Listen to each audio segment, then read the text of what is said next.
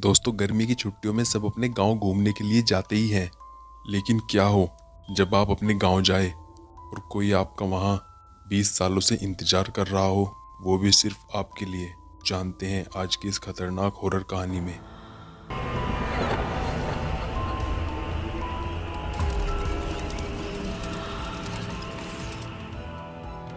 एक बहुत ही खूबसूरत गांव था जिसका नाम था रामनगर। यहाँ के सभी लोग बहुत खुशी खुशी रहा करते थे। गांव में सब कुछ अच्छा चल रहा था।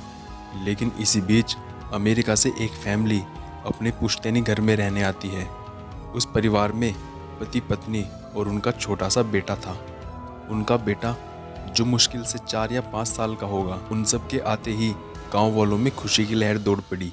क्योंकि ये फैमिली कोई आम फैमिली नहीं थी, बल्कि इसी गांव में रहने वाले एक पुराने जमींदार की थी। और सब गांव वाले उनकी बहुत इज्जत किया करते थे। सब कुछ ठीक चल रहा था, लेकिन अचानक एक दिन इस परिवार के बच्चे की तबीयत अचानक बिगड़ने लगी।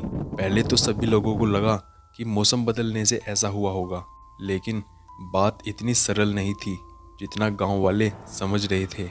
बात तो कुछ और ही थी। और धीरे धीरे उस छोटे बच्चे का चेहरा नीला पड़ने लगा। जल्दी ही उनके परिवार वालों ने डॉक्टर को बुलाया, लेकिन डॉक्टर भी कुछ समझ नहीं पा रहा था। तब डॉक्टर ने उन्हें पास ही में बने एक हॉस्पिटल में बच्चे के चेकअप कराने के लिए कहा, ताकि बच्चे की बीमारी का पता लगाया जा सके। परिवार ने डॉक्टर की सलाह के अनुसार हॉस्पिटल जाना जरूरी समझा और सारे टेस्ट करा लिए। लेकिन सब टेस्ट होने के बाद भी डॉक्टर को कुछ समझ नहीं आ रहा था। अब गांव के लोगों को भी लगने लगा कि ये किसी बुरी शक्ति का काम है। तो गांव के कुछ बुजुर्गों ने बच्चे की हालत देखकर उन्हें ओझा के पास जाने के लिए कहा। ओझा दरअसल एक तरह के तांत्रिक होते हैं। आज भी गांव में पुराने रीति रिवाज के अनुसार झाड़ फूंक करके इलाज करने की प्रथा कायम है। परिवार के सभी सदस्य बच्चे को लेकर ओझा के पास चले गए। गांव के पास ही पहाड़ी में वो बाबा रहते थे, जो कि काली विद्या में भी माहिर थे। जैसे ही उनके आश्रम की सीढ़ियों में बच्चा अपने परिवार के साथ पहुंचा, तो ओझा जोर से चिल्लाने लगे, तू क्यों आई है यहाँ? इतने बरसों के बाद भी तेरा बदला शांत नहीं हुआ। ये सुनकर बच्चे के माता पिता और गांव वाले दहशत में आ गए। उन्हें समझ नहीं आया कि बाबा को इतना क्रोध क्यों आ रहा है, जबकि उन्होंने तो अब तक उन्हें कोई बात भी नहीं बताई है। लेकिन बाबा तो काली माया में पारंगत थे। इस वजह से उन्हें रूहानी ताकतों को पहचानना आता था। सभी लोगों ने आश्रम में प्रवेश किया, लेकिन बाबा ने केवल उस बच्चे को पास आने के लिए कहा। बच्चे की हालत बहुत ही खराब थी। उसकी आंखें लाल हो चुकी थी, उसका शरीर नीला दिखाई पड़ रहा था और उसके शरीर का तापमान आम बुखार से कहीं ज्यादा था। ओझा ने विभूति उठाकर बच्चे के मुंह पर फेंका। बच्चा जमीन पर लेट गया और जोर जोर से हाथ पैर हिलाने लगा। किसी को कुछ समझ नहीं आ रहा था कि बाबा की विभूति से ये क्या चमत्कार हो गया। बच्चा अपने आप जमीन पर लेटकर कैसी हरकतें करने लगा। तभी बच्चा अचानक अपने पैर की उंगलियों के बल खड़ा हो जाता है और बहुत ही खूंखार औरत की आवाज में ओझा को उसके नाम से बुलाता है, अरे ओमनाथ, मैं तुझे नष्ट कर दूंगी। अपने लड़के की ऐसी आवाज सुनकर उसके माँ बाप घबरा गए।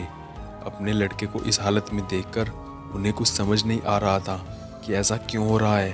तभी ओझा ने एक मंत्र पढ़कर बच्चे को अपने काबू में कर लिया। सारे गांव वाले ओझा से पूछने लगे, बाबा ये सब क्या है? ये बच्चा ऐसा क्यों कर रहा है? तभी ओझा ने उन्हें जो बताया उसे सुनकर गांव वालों के होश उड़ गए। बाबा ने कहा, इसके अंदर चुड़ैल आ चुकी है, जो कि आज से 20 साल पहले चोरी के आरोप में जिंदा जला दी गई थी। उसे ऐसी सजा देने वाला कोई और नहीं बल्कि इसी बच्चे के दादाजी थे। अब वो चुड़ैल अपना बदला लेने के लिए आई है, क्योंकि उस समय जब उसे जलाया गया था वो गर्भवती थी और उसकी कोख में पल रहा मासूम बच्चा भी जल गया। इसी वजह से वो इस वंश के बच्चे को भी दर्दनाक मौत देना चाहती है, ताकि अपना बदला पूरा कर सके। ये सारी बात जानने के बाद बच्चे के परिवार वाले ओझा के सामने गिड़गिड़ाने लगे और अपने बच्चे की जान की भीख मांगने लगे। तभी ओझा ने अपनी घोर तपस्वी शक्ति से मंत्रों का उच्चारण किया और उस चुड़ैल को मासूम बच्चे के शरीर से निकाल दिया। कुछ क्षणों में बच्चा सामान्य हालत में आने लगा। सभी को लगा कि सब कुछ हमेशा के लिए ठीक हो गया है, लेकिन ये तो बस एक शुरुआत है।